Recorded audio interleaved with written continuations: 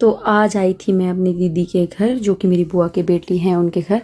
तो उनका घर है कोठीपुरा में और ये है मेरी दीदी की बेटी। और आज जिनको पता ही होगा मैक्सिमम को कि कोठीपुरा कहाँ है, क्योंकि कोठीपुरा में एम्स हॉस्पिटल भी है। और यहाँ पे ना बहुत ज़्यादा गर्मी थी और अभी सुबह के ना 10 ही बज रहे थे और ये है इसका घर।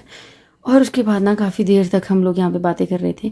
और कल ना मुझे शिमला से आते वक्त बहुत ज़्यादा लेट हो गया था घर के लिए, तो मैं इनके घर में ही रुक गई थी।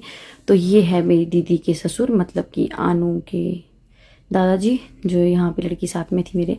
तो ये ना दादाजी 105 साल के हैं और ये इन्होंने मुझे खुद बताया और मैं खुद भी इतनी हैरान की। और दादाजी ने कहीं से भी ऐसे नहीं लगती कि ये बहुत ज़्यादा एज्ड हैं। ये 105 साल के हो चुके हैं। और यहाँ पे आनू भर रही थी पानी और उसके बाद हम लोग बैठ गए थे यहाँ पे झूले पे और बहुत सारी बातें कर रहे थे। तो यहाँ पे हम लोग दादाजी से पूछ रहे थे। दादाजी बता रहे थे कि उनका एक पोता है जो अभी 20 साल का है, 20 भी नहीं है, 18 साल का है। अभी उसकी +2 कंप्लीट हुई है कि मैंने उसका रिश्ता कर दिया है और उसकी हम शादी कर देंगे बहुत जल्दी। तो यहाँ पे मैं और आनू बहुत ज़्यादा हंस रहे थे, क्योंकि ना सीरियसली दादाजी अपने पुराने किस्से बता रहे थे और बहुत ऐसा लग रहा था। और यहाँ पे इतनी ज़्यादा गर्मी थी ना कि पंखे भी गर्म ही हवा दे रहे थे। और अभी देखो बाहर का टेम्परेचर कितना गर्म हुआ है। और गर्मी को करते हैं हम अवॉइड। और बाकी का व्यू देखो यहाँ का, भाई गाँव का ना अच्छी वाइब आ रही थी। और ये ना मतलब सिटी में ही है, क्योंकि अब कोठीपुरा सिटी बन चुका है। उसके बाद जा चुकी थी यहाँ पे लाइट और उसमें हमारी बहुत बुरा हाल हो गया था गर्मी में। तो आनू की आज फ्रेंड की शादी थी तो वो वहाँ जाने वाली थी, तो मुझे बोल रही थी कि मुझे मेहंदी लगा दे। और ना मुझे समझ ही नहीं आ रहा था, क्योंकि मैंने बहुत टाइम बाद मेहंदी लगा रही थी। और साथ में मैं इसका फेस मास्क लगाया था मैंने इसके फेस पे। तो ये यहाँ पे हंस रही थी कि मेरा फेस मत दिखा। और मुझे ना बहुत मतलब इरिटेशन हो रही थी मेहंदी लगाने में। तो यहाँ पे मैंने इसकी फाइनली कैसे ना कैसे करके मेहंदी लगा दी थी। और उसके बाद मैं थोड़ी देर रेस्ट करने लग गई थी। पर ना सीरियसली इतनी ज़्यादा गर्मी थी ना यहाँ पे कि पूछो ही मत। और ऊपर से लाइट भी नहीं थी और उसके बाद लाइट भी एकदम से ही आ गई, जैसे मैंने कि बोला।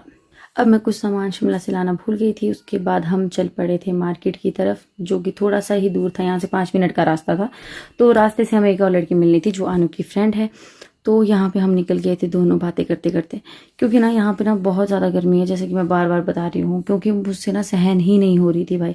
मैं ये सोच के आई थी कि घर जाके थोड़ा रिलैक्स करूँगी, अच्छे से रहूँगी, लेकिन मैं सीरियसली बताऊँ ना तो बहुत ज़्यादा गर्मी थी। तो ये पेड़ है खैर का और ये हमारे साइड बहुत ज़्यादा होता है और इसकी लकड़ी ना बहुत ज़्यादा कॉस्टली बिकती है। तो किस किस के यहाँ पे ये पेड़ होता है मुझे ज़रूर बताना। और ये ना बहुत सालों बाद कटता है। तो यहाँ पे मैं चल पड़ी थी, हमारे पास छाता भी नहीं था, तो हम लोग ऐसे ही आ गए थे। और यहाँ पे ना सामने दिख रहा था शादी वाला घर। यहाँ पे थी शादी, जो मेरी दीदी के घर के साथ ही था। क्योंकि कल शाम को जब मैं बहुत ज़्यादा लेट हो गई थी तो आनू यहाँ पे मेहंदी लगाने गई थी। तो आनू गई थी मेहंदी लगाने जहाँ पे, तो मैं भी चली गई थी रात को। लेकिन उसके बाद मैं आ गई थी, क्योंकि मैं कल ना बहुत ज़्यादा थक गई थी सफ़र में। और यहाँ पे ना मुझे बहुत ज़्यादा गर्मी लग रही थी। और यहाँ पे कोई फ्रूट था, ये पता नहीं कौन सा।